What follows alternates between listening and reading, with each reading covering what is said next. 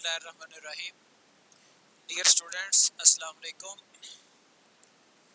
Web engineering में आज का टॉपिक है प्रिंसिपल्स ऑफ वेबसाइट डिज़ाइन।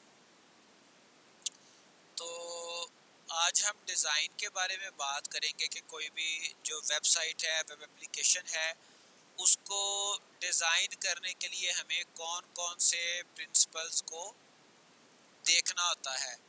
तो यहाँ पर हम चंद प्रिंसिपल्स की बात करेंगे। प्रिंसिपल्स सारे नहीं यहाँ पे इकट्ठे एक्सप्लेन हो सकते, because there are number of, लेकिन जो मेजर चीज़ें हैं वो हम डिस्कस कर लेंगे इंशाल्लाह। सबसे पहले हम देखते हैं website design. The success of any website entirely depends on an important issue, how it's web design is. Because ये आपको बता दूं कि वेबसाइट को, जब किसी भी वेबसाइट को हम विज़िट करते हैं, वेब सर्वर को हम विज़िट करते हैं, तो उसका पर्पस क्या होता है, हमें इंफॉर्मेशन चाहिए होती है या सर्विसेज हमें चाहिए होती हैं। तो दो चीज़ें बड़ी इंपॉर्टेंट हैं। एक है कंटेंट, ठीक है जी, कि उस पर जो हमें कंटेंट रिक्वायर्ड है, जो इंफॉर्मेशन चाहिए, एक तो इटसेल्फ वो कंटेंट है, और दूसरा है उसका डिज़ाइन। अब डिज़ाइन ख़ास तौर पे तब बड़ा इम्पॉर्टेंट हो जाता है जब हमारे पास सेम कंटेंट के लिए कंपेटिटर अवेलेबल हो, यानी कि एक ही कंटेंट मल्टीपल वेबसाइट से, वेब सर्वर से अवेलेबल हो। तो उन सिचुएशन में जो डिज़ाइन है वो और भी ज़्यादा इम्पॉर्टेंट हो जाता है। Nicely designed websites fulfilling usability guidelines determines the success. तो जो अच्छी तरह से डिज़ाइन जो किया गया हो, जिसमें यूजेबिलिटी कॉन्सेप्ट्स को फॉलो किया गया हो, डिज़ाइन गाइडलाइंस को फॉलो किया गया हो, वो आमतौर पे सक्सेसफुल हो जाती हैं websites. Lacking in any aspect could and up demolishing your brand impression. Otherwise आपका जो इम्प्रेशन है वो इतना अच्छा नहीं होगा। कई ऐसी वेबसाइट्स देखी हैं कि जो बड़े बड़े अच्छे इदारों की, अच्छे अच्छे बिजनेसेस की, लेकिन उनकी वेबसाइट अच्छी नहीं होती, तो उस वहाँ से इम्प्रेशन अच्छा नहीं जाता। Since your site is the face of your business and most potential customers will visit your site before they ever look in on your store, it becomes inevitable to get your website designed cautiously. तो होता क्या है कि business से proper interaction से पहले अक्सर औकात वेबसाइट विजिट की जाती है। ख़ासतौर पे अगर आप अभी करंट सिनेरियो की बात करें, तो कोरोना में आपको आइडिया है कि बेशुमार बिजनेसेस वो ऑनलाइन शिफ्ट हो गए, उनका ऑनलाइन सर्विसेज अवेलेबल हैं, इवन एजुकेशन सिस्टम ऑनलाइन हो गया या शिफ्ट हुआ फॉर द टाइम बीइंग, ठीक है। लेकिन कम अज़ कम एक नई डायमेंशन तो हमारे सामने आई। तो हमारी सोसाइटी में जिस तरह से पहले ऑनलाइन सर्विसेज को इतना प्रेफर नहीं किया जाता था, लेकिन अब कई लोगों ने ऑनलाइन सर्विसेज को अवेल किया, ऑनलाइन शॉपिंग की, ई कॉमर्स उन्होंने फैसिलिटी को अवेल किया, ठीक है। तो ये जो वेबसाइट है, ये बिजनेस का फेस होता है। यहाँ पर कस्टमर्स फर्स्ट टाइम इंटरेक्ट करते हैं, इसलिए इसलिए भी ये कस्टमर्स के सामने अपने बिजनेस का इम्प्रेशन देने का एक बड़ा यानी कि क्विक और इंस्टेंट एक जरिया है। वेब यूजेबिलिटी को आगे देखते हैं। Web usability is the ease of use of a website, यानी कि कस्टमर इजीली वेबसाइट को यूज कर सके, जो इंफॉर्मेशन उसको चाहिए, जो सर्विसेज वो वहां से अवेल करना चाहता है। अगर शॉपिंग की बात है तो वो इजीली शॉपिंग कर सके, वो डिफरेंट प्रोडक्ट्स को देख सके, उनको चूज कर सके, वहां से इजीली परचेजिंग कर सके, या फिर अगर उसे कोई कंटेंट रिक्वायर्ड है, कोई डाटा इंफॉर्मेशन रिक्वायर्ड है, तो जो भी उसकी रिक्वायरमेंट है वो आसानी से वो रिक्वायरमेंट फुलफिल कर ले। तो ये यूजेबिलिटी कहलाती है। Some broad goals of usability are the presentation of information. अब इसमें देखें, प्रेजेंटेशन भी इटसेल्फ एक इसका गोल होता है यूजेबिलिटी का, ठीक है जी। And choices in a clear and concise way. और अगर कहीं पे कोई किसी भी तरह की चॉइसेस हैं तो वो क्लियर होनी चाहिए। A lack of ambiguity and the placement of important items in appropriate areas।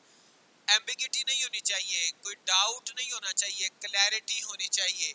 और जो आपके इम्पोर्टेंट कंटेंट्स हैं, जो आपका इम्पोर्टेंट मैसेज है, जो आपकी इम्पोर्टेंट इंफॉर्मेशन है, वो अप्रोप्रिएट प्लेस के ऊपर प्लेस्ड हो।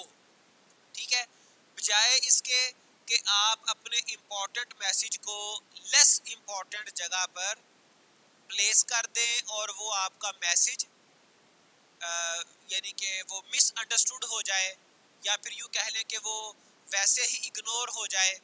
ठीक है, web usability includes easy content exploration and findability, task efficiency, satisfaction, automation. Usability means test test and test again, और इसमें test test and test again के साथ थोड़ा सा फीडबैक भी साथ शामिल होता है, कस्टमर्स फीडबैक। ठीक है जी, usability is not attend overnight. फिर ऐसा नहीं है कि आप यूजेबिलिटी वेबसाइट में उसका डिज़ाइन अप्रोप्रिएट वो ओवरनाइट अटेन कर लें, अचीव कर लें, क्वालिटी आप उसको एक रात में अचीव कर लें, ऐसा पॉसिबल नहीं है। किसी भी जगह पर क्वालिटी, यूजेबिलिटी, वो एक स्टेप बाय स्टेप प्रोसेस होता है। आप स्टार्ट से लेके आप स्टडीज़ की बात कर लें, ऐसा नहीं हो सकता कि एक स्टूडेंट है, उसने वो मास्टर्स डिग्री, पीएच डिग्री वो कर रहा है, और वो फाइनल अपने सेमेस्टर में आके या फाइनल ईयर में आके या आखिरी 2-4 सालों में आके वो बड़ा अच्छा प्रोफेशनल बन जाए। ये एक step by step gradual process है, स्टार्ट से लेकर एंड तक एफर्ट्स उसमें रिक्वायर्ड होती हैं। इसी तरह से यूजेबिलिटी है या वेबसाइट डिज़ाइन है, उसके लिए शुरू से लेके जब वेबसाइट प्लान की जाती है, जब उसकी रिक्वायरमेंट्स गैदर की जाती हैं, उस वक्त से सारी चीज़ों को प्लानिंग उसकी की जाती है। और उसके बाद तो जिस तरह से आप SDLC पढ़ते हैं, उसमें पहला जो फेज़ है वो एनालिसिस का है, फिर डिज़ाइन का है। तो हम एनालाइज करते हैं चीज़ों को, फिर उसका डिज़ाइन और फिर उसकी इम्प्लीमेंटेशन। तो ये ओवरनाइट एक प्रोसेस नहीं है। It requires thorough user research and an iterative approach of constant testing and refining. तो पहले यूजर रिसर्च की जाती है, एनालिसिस किया जाता है, फिर उसके बाद उसका एक आइटरेटिव अप्रोच, ऐसी अप्रोच जिसको बार बार आपने करना है। मतलब पहले आपने एक डिज़ाइन किया, उसको टेस्ट किया, फिर आपने उसको अपनी वेबसाइट को लॉन्च किया, या फिर उसका बीटा वर्जन आपने लॉन्च किया, कस्टमर्स का फीडबैक आया, फिर आपने उसको रिफाइन किया, फिर टेस्ट किया, and so on. Good usability depends on whether your website is available, clear, credible, learnable and relevant to the people who actually use it। तो इसमें कई एक फीचर्स आ जाते हैं। अवेलेबिलिटी से मुराद ये है कि वेबसाइट आपकी 24/7 अवेलेबल होनी चाहिए। ठीक है, क्लियर से मुराद ये कि उसका जो डिज़ाइन है उसमें क्लैरिटी हो, क्रेडिबल हो, आपकी जो इंफॉर्मेशन है वो एक्यूरेट हो। ठीक है, जिसमें क्रेडिबिलिटी पाई जाए। लर्नेबल यानी कि वो जो भी प्रोसेस, सर्विसेज अचीव करने का प्रोसेस है, या फिर इंफॉर्मेशन गेट करने का, सर्च करने का प्रोसेस है, वो इजी हो। रेलिवेंट हो, जो लोग, जो एंड यूजर्स उसको यूज कर रहे हैं, उनके रेलिवेंट हो। ठीक है जी, तो ये सारे यूजेबिलिटी के डिफरेंट फीचर्स हैं।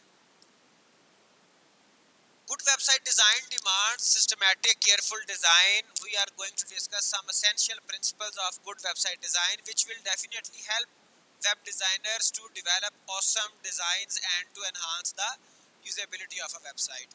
तो कुछ डिज़ाइन के प्रिंसिपल्स हैं, रूल्स हैं, जिनको फॉलो करना है। उसके बाद यानी कि ग्रेजुअली आप फॉलो करेंगे तमाम प्रिंसिपल्स को, और आपके वेबसाइट यूजेबिलिटी आप अटेन कर सकते हैं। सबसे पहली बात, सिंपल इज़ द बेस्ट। तो जो ओवर डिज़ाइन चीज़ें हैं, किसी भी जगह पर वो इतनी अप्रोप्रिएट नहीं समझी जाती। ओवर डिज़ाइंड वेबसाइट में not work. Putting too many elements on the page में lead to distract visitors from the main purpose of your website. तो ये ना हो कि आपके कम प्लेस के ऊपर, कम एरिया पे ज़्यादा कंटेंट या ज़्यादा डिज़ाइन रिप्रेजेंट किया गया हो जो कि डिस्ट्रैक्ट करता है। ठीक है, डिस्ट्रैक्ट से मुराद ये है कि जो आपकी इंपॉर्टेंट इंफॉर्मेशन है वो सम टाइम इग्नोर हो जाती है। ठीक है जी, आप देखें कई जगहों पे आपने देखा है एडवर्टीजमेंट आप देखते हैं तो उसके ऊपर आपको क्लियर नजर आ रहा होता है 50% डिस्काउंट, ठीक है। तो जो मैसेज देना चाह रहा है कंपनी वाला, बिजनेस वाला, उसको उसी तरह से डिजाइन करने वाले ने उसको मैसेज को वहां पे इम्प्लीमेंट किया। तो अगर बहुत सारी इंफॉर्मेशन होगी, बहुत सारा कंटेंट होगा, तो फिर डेफिनेटली इंपॉर्टेंट मैसेज आपके इग्नोर हो जाएंगे। Loading a website having design feature which do not serve the purpose may be frustrating.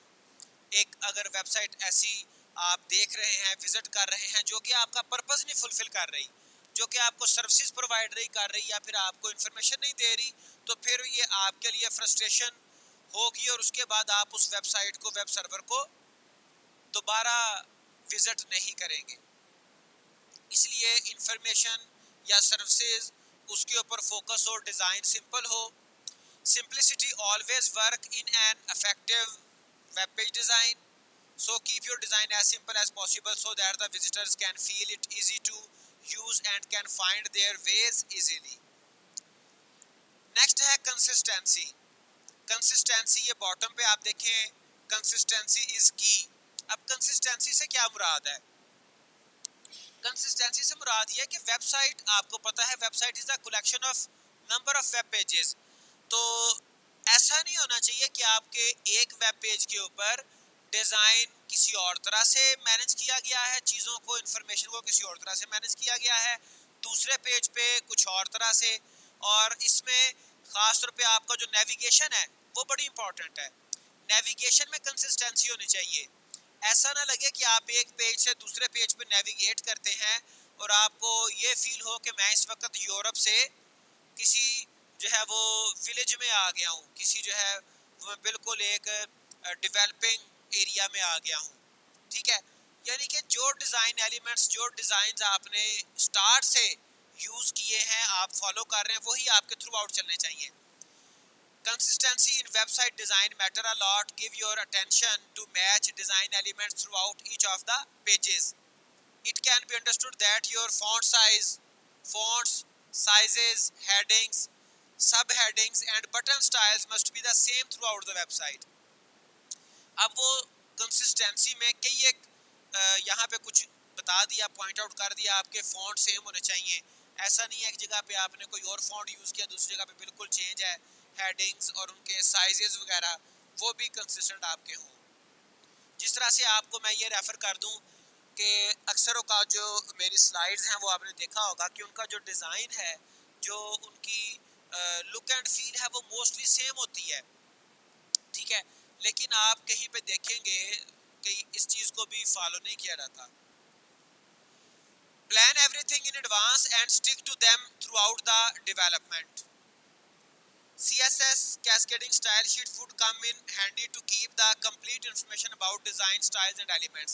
अब CSS जब आप देखते हैं cascading style sheet, तो इसमें CSS की आपको पता है 3 टाइप्स हैं। एक इनलाइन है, एक इंटरनल है और एक एक्सटर्नल स्टाइल शीट है। जो कि एक्सटर्नल जो स्टाइल शीट है, ये यहाँ पे असल कैस्केडिंग का जो वर्ड है वो इम्प्लीमेंट होता है एक्सटर्नल के जरिए से। कैस्केड कहते हैं ऐसे एलिमेंट को या ऐसे फंक्शन को कि जो आप किसी मेन एरिया से कंट्रोल कर रहे हैं और बॉटम में हर जगह पर वो मैसेज, वो स्टाइल इम्प्लीमेंट हो जाए। जिस तरह से एजुकेशनल इंस्टीट्यूट्स में जो प्रिंसिपल है, यू कैन से, वो किसी एक कोऑर्डिनेटर को वो मैसेज कन्वे करता है और हर क्लास में हर स्टूडेंट तक वो मैसेज कन्वे हो जाता है। तो ये कैस्केडिंग प्रोसेस है, ठीक है।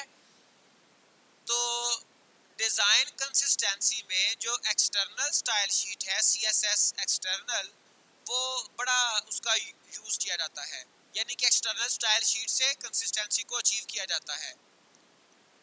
एक ही प्लेस से आप अपने वेबसाइट के हेडिंग 1 को चेंज करना चाहें, उसका साइज, उसका स्टाइल, उसका कलर, तो आप कर सकते हैं। आपके पूरी वेबसाइट में तमाम वेब पेजेस पे नॉर्मली एक कॉमन एक्सटर्नल स्टाइल शीट अपनी यानी कि वर्क कर रही होती है। उसी एक्सटर्नल स्टाइल शीट से स्टाइल्स को मैनेज किया जा रहा होता है। अगर मैं यहाँ पे आपको एग्जांपल दे दूं कि मोबाइल फोन्स में आपने देखा है थीम आप अप्लाई करते हैं। जब आप थीम चेंज करते हैं तो सारा आपका जो मोबाइल की लुक एंड फील है, डिजाइन है, वो चेंज हो जाता है। इसी तरह से external style sheet role play करती है। इवन अगर आपकी एक CSS एक्सटर्नल वर्क कर रही थी, आप उसको ऑफलाइन एक नई CSS बना रहे हैं, नया स्टाइल आप बना रहे हैं, आपने उस पुराने वाली CSS को, एक्सटर्नल स्टाइल शीट को नई वाली CSS फाइल के साथ जस्ट रिप्लेस करना है। तो जिस तरह से आपका मोबाइल में थीम अप्लाई करने से सारी लुक एंड फील चेंज हो जाती है, इसी तरह से एक्सटर्नल स्टाइल शीट चेंज करने से आपकी सारी वेबसाइट की लुक एंड फील चेंज हो जाएगी। इवन कंटेंट वही रहेगा। जो CSS है वो सिर्फ स्टाइल चेंज करने के लिए है, वो सिर्फ डिजाइन चेंज करने के लिए है। जो कंटेंट है वो आप HTML के जरिए से चेंज करते हैं। ठीक है, अगर स्टैटिक है, अगर डायनामिक है तो आप उसको, और उसमें मेथड भी है और तरीके भी हैं। उसके बाद है टाइपोग्राफी एंड रीडेबिलिटी। अब टाइपोग्राफी क्या है जी? आपका जो टेक्स्ट है, जो आपके टेक्स्ट हैं, वो उनके इश्यूज, वो रीडेबिलिटी उसमें होनी चाहिए। ये ना हो कि आपने कोई ऐसा फॉन्ट स्टाइल चूज किया है जो कि दिखने में तो बड़ा खूबसूरत नजर आ रहा है लेकिन वो रीडेबल नहीं है। No matter how good your design is, text still rules the website as it provides user the desired information. Text is an integral part of SEO activities. सारे जो सर्च इंजन क्रॉलर्स हैं वो आपके web pages के ऊपर keywords search करते हैं। ठीक है, और सर्च इंजन ऑप्टिमाइजेशन में आपके जो कीवर्ड्स हैं वो रोल प्ले करते हैं, वो टेक्स्ट है अल्टीमेटली।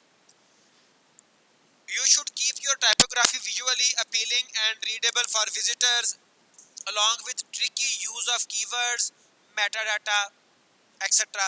ठीक है, आप अपने वेब पेज के ऊपर जो कीवर्ड्स यूज करते हैं, HTML में मेटा टैग्स यूज करते हैं, वो सारे के सारे आपके SEO सपोर्टिव होने चाहिए, ताकि एक तरफ तो आपका जो रीडेबिलिटी है वो भी बढ़े और साथ आपकी जो वेबसाइट है वो भी ऑप्टिमाइज रहे सर्च इंजन के साथ। Consider using fonts that are easier to read. The modern sans serif fonts as Arial, Helvetica can be used for the body text, क्योंकि ये रीडेबल है।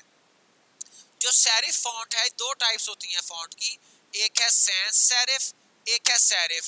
सेरिफ फॉन्ट ऐसा होता है जिसमें फॉन्ट के जो उसके कॉर्नर्स हैं वो तिरछे दिखाए गए होते हैं। ठीक है, उसमें थोड़े से वो यूं कह लें कि आप कट्स से नजर आ रहे होते हैं, लेकिन जो सैंस सेरिफ है उसमें ये कट्स नहीं होते। वो रीडेबिलिटी वेब के ऊपर, डिवाइस के ऊपर या फिर स्क्रीन की रीडेबिलिटी बढ़ा देते हैं। जैसे ही आप देखें यहाँ पर डिफरेंट इश्यूज आपको फॉन्ट से रिलेटेड, टाइपोग्राफी से रिलेटेड आपको नजर आ रहे हैं। तो ये सिर्फ आपके मतलब ये कि बताने के लिए, समझाने के लिए कि क्या क्या इश्यूज आते हैं टाइपोग्राफी में।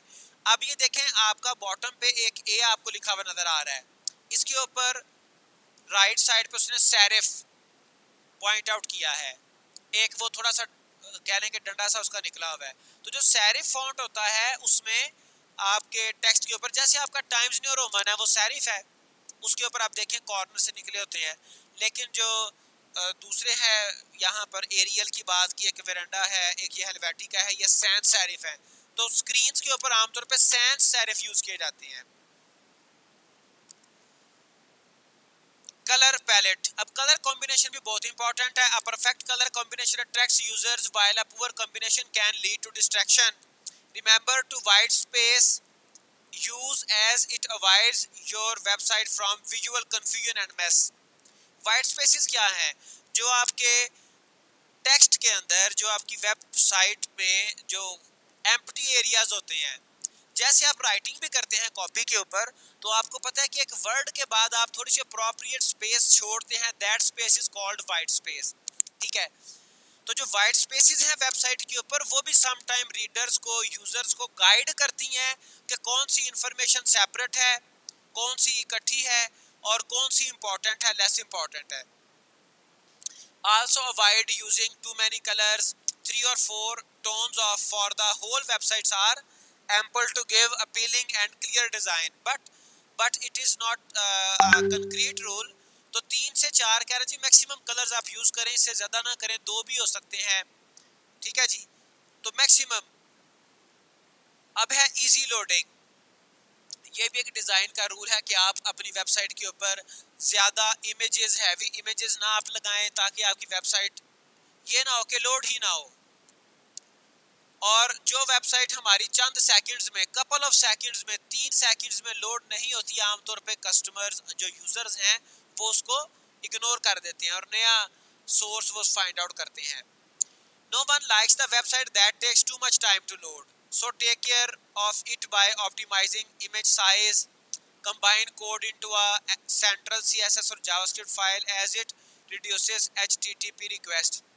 तो कई एक उसमें चीजें रोल प्ले करती हैं, खास तौर पे जो आपके इमेज साइजेस हैं ये ज्यादा रोल प्ले करते हैं, नहीं है तो ऐसे ही।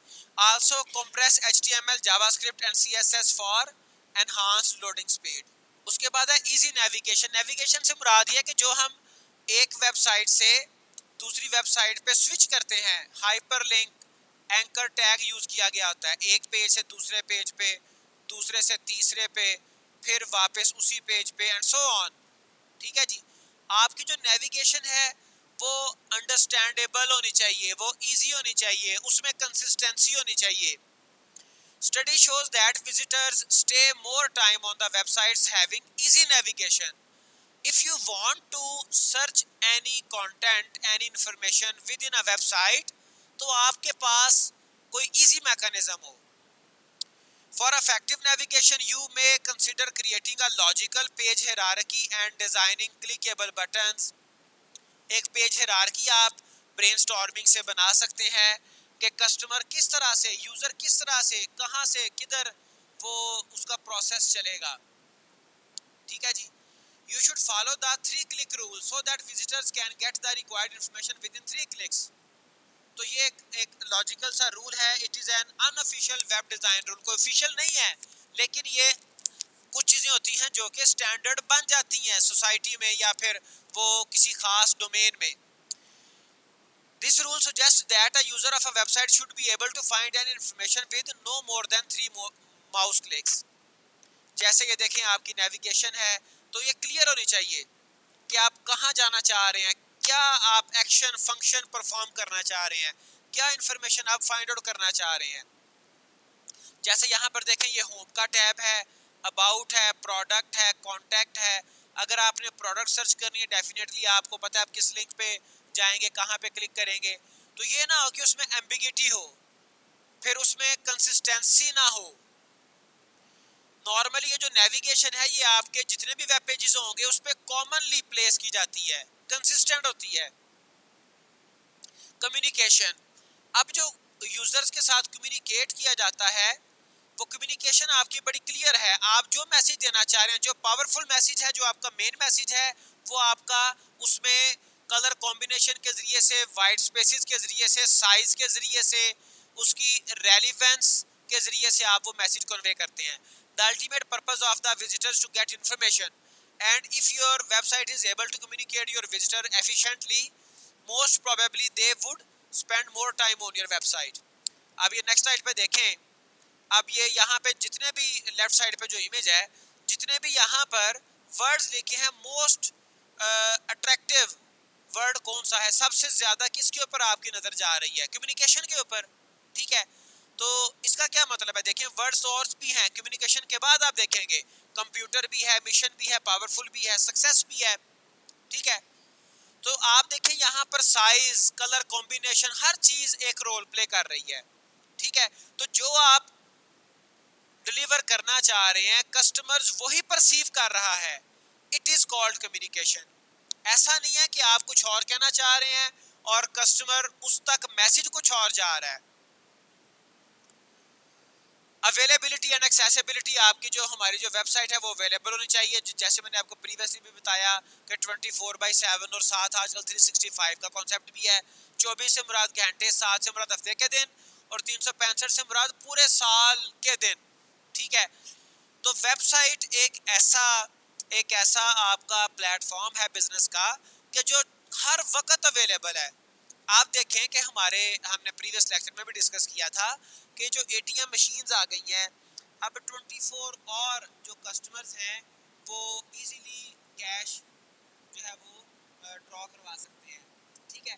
इसी तरह से जो आपकी वेबसाइट है, बिजनेस चाहे ऑफिस चाहे आपका क्लोज है, आपका जो भी बिजनेस है वो क्लोज है, लेकिन आपका ऑनलाइन स्टोर या फिर आपकी जो वेबसाइट है वो लाइव होनी चाहिए। If people try to access your website and it doesn't work for whatever reason, your website becomes worthless. Here are a few of the basics of availability and accessibility. कुछ यहाँ पे important चीजें हैं जो availability के reference में discuss करना जरूरी है। Server uptime. It's important to ensure your visitors don't get an error trying to load your site. ठीक है जी। होस्टिंग अच्छी होनी चाहिए जो कि हर वक्त आपकी अवेलेबल हो। ब्रोकन लिंक्स, आप कस्टमर ने लिंक किया, यूजर ने लिंक के ऊपर क्लिक किया और आगे कोई भी पेज उसको नजर नहीं आया, ठीक है जी, पेज नॉट फाउंड का एरर आ गया या फिर लिंक ब्रोकन है। सम टाइम ऐसा होता है कि हम लिंक लगा देते हैं, लगे होते हैं लिंक बड़ी बड़ी वेबसाइट्स के ऊपर और वो कंटेंट अनअवेलेबल होता है। कोई प्रमोशन आई जो कि कुछ देर के लिए थी, वो 1 वीक के लिए थी, 1 डे के लिए थी, लेकिन उसका जो लिंक था वो वहां से हटाया नहीं गया। That links are broken links, ठीक है जी। Double check that there are no dead link on your website. वो डेड लिंक्स हैं, वो नहीं होने चाहिए, ब्रोकन लिंक नहीं होना चाहिए। Responsiveness, make sure your site can handle different screen sizes and slow connections. क्योंकि आपको पता है कि आजकल वेबसाइट्स 2 प्लेटफॉर्म्स पे मेजर यूज हो रही हैं, यानी कि एक्सेस हो रही हैं। एक तो सिस्टम्स के ऊपर, उसमें लैपटॉप सिस्टम सारे शामिल हैं, दूसरे आपके मोबाइल फोन्स। तो या तो आप उसके कंपैटिबल वेरिएंट्स डिफरेंट बनाएं या उसका कोई ना कोई सोल्यूशन आपके जहन में, कोई डिजाइन सॉल्यूशंस अवेलेबल हैं, उनको अडॉप्ट करें। क्रेडिबिलिटी, इंफॉर्मेशन आपकी credibility is a crucial aspect of any website. Even if people find the content they are looking for, if they don't trust you, that content is sometimes worthless. अब देखिए, सारे जो design rules थे वो design के बारे में थे, वो उसको लुक एंड फील के बारे में थे, एस्थेटिक के बारे में थे। ये एक पॉइंट आ गया क्रेडिबिलिटी। अब अगर डिजाइन आपका बड़ा अच्छा है, लुक एंड फील बड़ी अच्छी है, आपकी वेबसाइट उसमें एस्थेटिक्स को बड़ा टेक केयर किया गया, but what information you are giving और what content you are offering, वो अगर आपका क्रेडिबल नहीं है तो फिर उस आपके डिजाइन का कोई फायदा नहीं। Visitors may doubtful about your business in any number of ways, including whether or not you really exist, your reputation or the quality of content. तो फिर आपका डिजाइन भी यूजफुल नहीं है, वो यूजलेस है। Make sure people that you are a real company with real people, ठीक है। Offer a clear about us page together with your contact details and if possible a physical address, ठीक है जी। तो credibility में कई चीजें हैं, integrity, trust, reliability, authentic, commitment, regard, reputation. Even आपने कोई आपका कस्टमर के साथ कोई आपका बिजनेस डील हुई, कोई ट्रांजैक्शन हुई, ठीक है, तो उसमें जो अच्छे बिजनेस हैं वो लॉस के साथ भी अपने कस्टमर को सेटिस्फाई करने की कोशिश करते हैं, अपनी क्रेडिबिलिटी को अचीव करने की कोशिश करते हैं। उसके बाद relevancy, it is not enough that your website is clear, your content must also be relevant भी हो। Again, it is essential that you know your user and why they visit your site, उसका purpose, वो उससे relevant information दें। Start with defining who your users are, वो देख लें आपके कस्टमर्स, आपके यूजर्स हैं कौन से। टारगेट यूजर्स, वर्ड बोलाता है पोटेंशियल यूजर्स का एनालिसिस कर लें। Second, talk to them to find out what their goals are when visiting your site. तो आप ये भी एनालिसिस कर सकते हैं, उनको आप डायरेक्ट इन्वेस्टिगेट कर सकते हैं, इंटेरोगेट कर सकते हैं, अदरवाइज आप खुद से एनालिसिस कर सकते हैं। Third, define user scenarios that demonstrate in which situation people visit your site to find what kind of content। खुद से आप सिनेरियो बना सकते हैं कि वो क्यों विजिट करते हैं और क्या चीज वो सर्च करते हैं। Any design decision that you make should result in a more user friendly website for your users। उसके बाद है विजुअल हायरार्की, जैसे प्रीवियस एक इमेज आपको दिखाया जिसमें आपने देखा कि जो कम्युनिकेशन है वो यानी कि हाईलाइट हो रहा था, तो ये है visual hierarchy. Visual hierarchy is one of the most important principles behind good web design. It is the order in which the human eye perceives what it sees. किस तरह से वो इंफॉर्मेशन को डिजाइन को परसीव कर रही है, किस इंफॉर्मेशन के ऊपर सबसे पहले नजर पड़ रही है। जैसे यहाँ पे देखें आपको एक ये वेबसाइट डिजाइन नजर आ रहा है, इसमें सबसे पहले यहाँ पर जो एक पीस ऑफ मीट है वो आपको नजर आ रहा है, बड़ा यानी कि हाईलाइट है। फिर उसके बाद कोई टेक्स्ट है, उसकी बकायदा नंबरिंग की गई है, ठीक है जी। तो ये सारे डिफरेंट चीज़ें जो स्टेप बाय स्टेप सीक्वेंस के साथ, ये कहलाता है विजुअल हायरार्की। तो जो रूल्स हैं, जो डिज़ाइन के प्रिंसिपल्स हैं, वो सिर्फ यहाँ तक नहीं है, इसके अलावा भी और भी हैं, but these are some important one. तो आज के लिए इतना ही, इंशाल्लाह फिर नेक्स्ट टाइम देखेंगे नेक्स्ट टॉपिक के साथ। अल्लाह हाफिज़।